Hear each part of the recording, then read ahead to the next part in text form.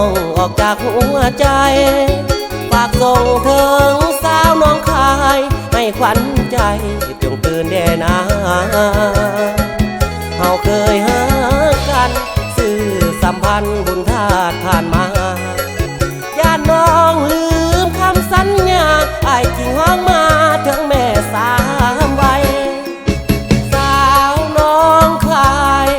น้องอย่าได้ลืมบ่าวเวียงจันทน์อ้ายยังคิดถึงทุกวันอย่าน้องนั้นสิลืมอ้ายไปเฮาเคยสัญ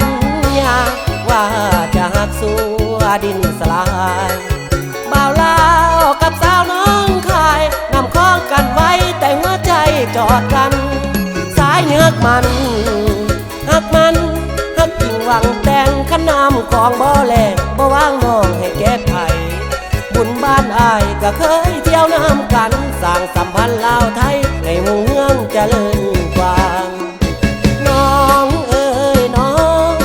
เสียงมีห้องยินบ่เนื้อนวลเคยเที่ยวบุญธาตุบางพวน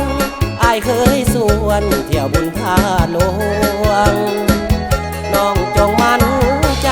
สาบานไทยบ่าวลาวบ่ลวงคิดทอดเจ้าเด้พุ่มพวง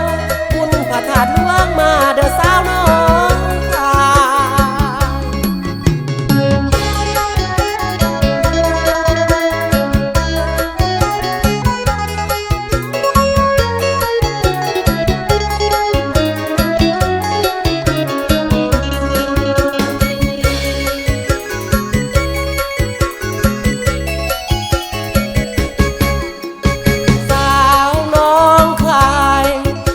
อย่าได้ลืมบ่าวเวียงจันทน์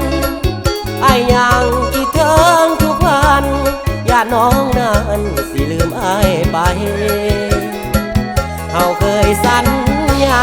ว่าจะหักสู้ดินสลายบ่าวลาวกับสาวน้องคายนำข้องกันไว้แต่หัวใจจอดกันสายเนื้อมันหักมันหักจริงหวังแต่งขนำของบ่แลกบ่ว่างน้องให้แก้ไขบุญบ้านอ้ายก็เคยเที่ยวน้ำกันสร้างสัมพันธ์ลาวไทยให้เมืองเจริญกว้างน้องเอ้ยน้องเสียงมีห้องยินบ่เนื้อนวลเคยเที่ยวบุญธาตุบางพวนอ้ายเคยส่วนเที่ยวบุญธาตุหลวงน้องจงมั่นใจสาบาน